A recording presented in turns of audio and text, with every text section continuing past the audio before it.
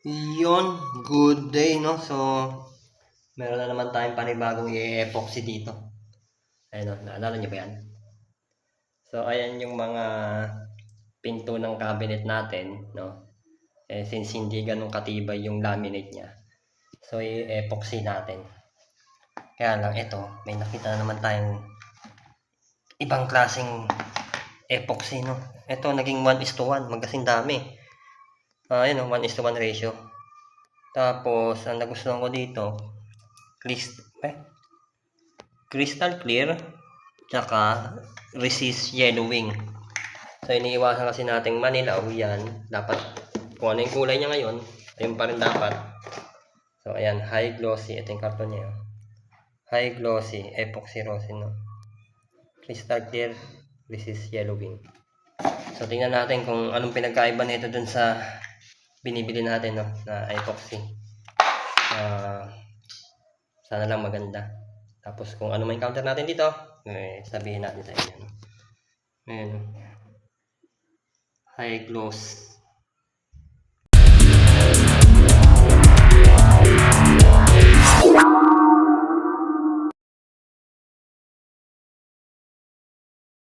Yan, so binuksan na natin. Tsaka maganda yung ano niya, yung takip niya. Oh. Parang sa mga vitamins. Push down to open. Yan, tapos pinulit na lang natin yung ano, yung seal niya. Sana lang talagang crystal clear kasi itong isa kulay dilaw. Ito kulay puti. So dahil 1:1 siya, halon muna tayo ng kaunti para makita lang natin anong pinagkaiba. Tsaka hindi naman natin masyadong kakapalan yan. So konti-konti lang halo. Marami pa tayong paglalagyan eh. Tsaka obserbahan kasi natin. So lagay tayo ng kaunti. Konti lang, tansyahin lang natin gaano karami malalagay doon. Yan, tama na yan siguro. Yan, ito kulay tubig. Ito kulay dilaw. Manilaw-nilaw. Yan, kasi dami na yata. Yan, no? Kulay ihi. Tsaka kulay tubig. So, paghaluin lang natin siya. Tingnan natin ano mangyari. Tsaka mas malapot yung dilaw. Oh, pumuti. Yun lang. Dahil sinalin pa kasi natin dito sa isang basong to.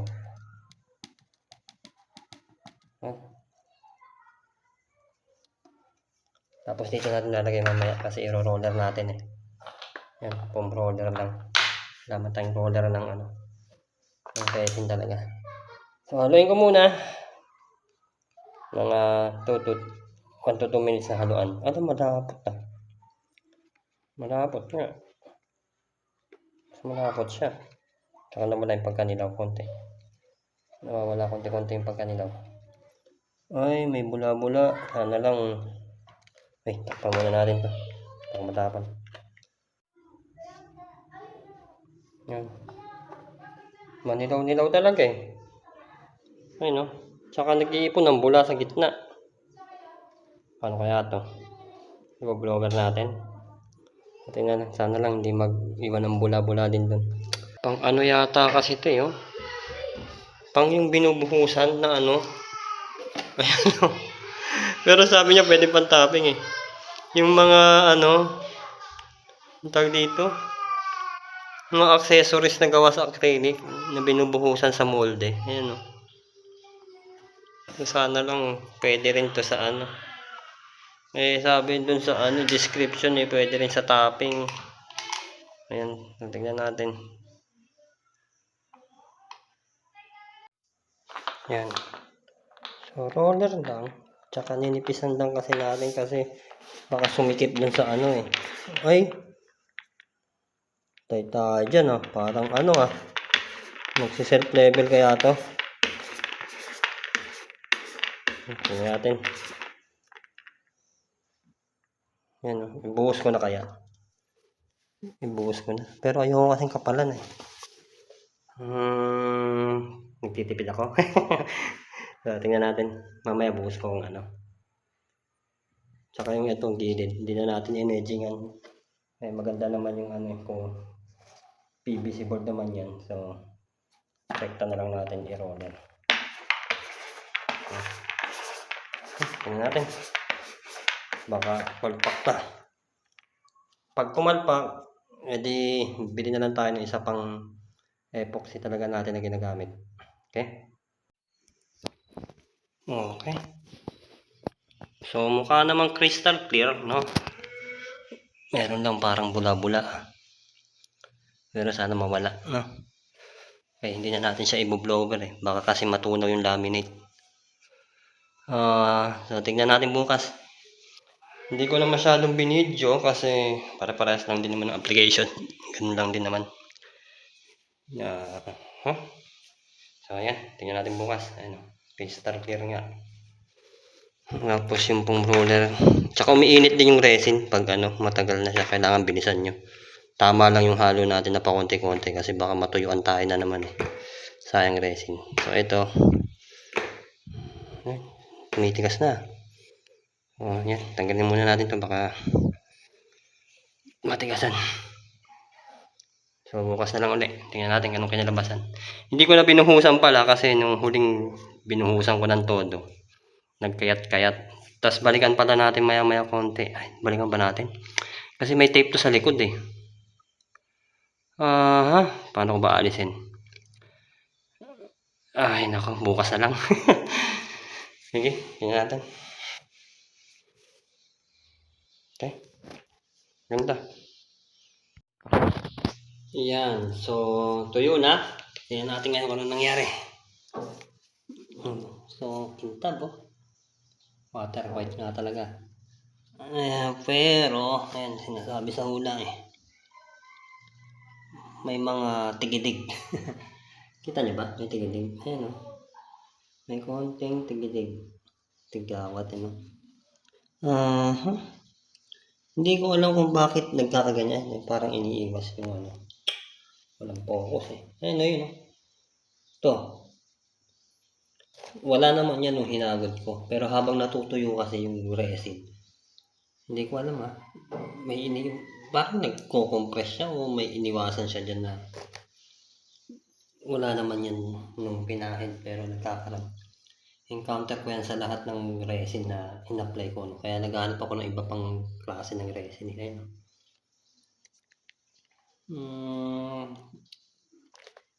Siguro may chemical yung plywood natin. Kaya humihiwalay siya dyan. O may duming nalaglag. O sadyang nag-compress yung resin kapag natutuyo. No? Comment nga dyan sa mga marunong. No? Bakit nagkakaganyan? Ayun, no? Kakaroon lang tigidig. Ayan. Yung iba, sadyang alikabok talaga. Ang alikabok kasi dito, siguro humangin. Pero ayan, merong iba na wala namang alikabok, pero umiiwas yung resin dun sa part na yun.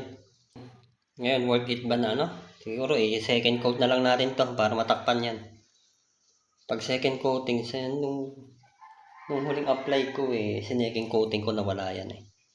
Pero yan, kagastos ka na naman sa resin. Isang ganito, mura lang naman. Isang ganito is nasa more or less 500 pesos. Yan, pares na yan. Ganyang kaliit. Sulit na kung ilang ganito malalagyan. Kaysa bibili ka ng laminate sa Wilcon, no? Magkano yun? Mga more or less 2,000. Tapos magkakating ka pa. Yun nga lang, itong edging. Sinipsip. Sinipsip niya yung resin.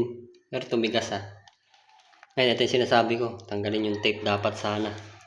Bago pa siya matuyo. Kasi pag natigasan, ang hirap tanggalin. Siguro lihain na lang yung kantuhan. Pero hindi ko naman dinamihan kaya matatanggal pa yan. Ayan. Okay na yan. Tingnan natin iba. Meron din tigidig Pero para sa akin okay na yan. Pang sarili lang naman. Hindi naman pambenta.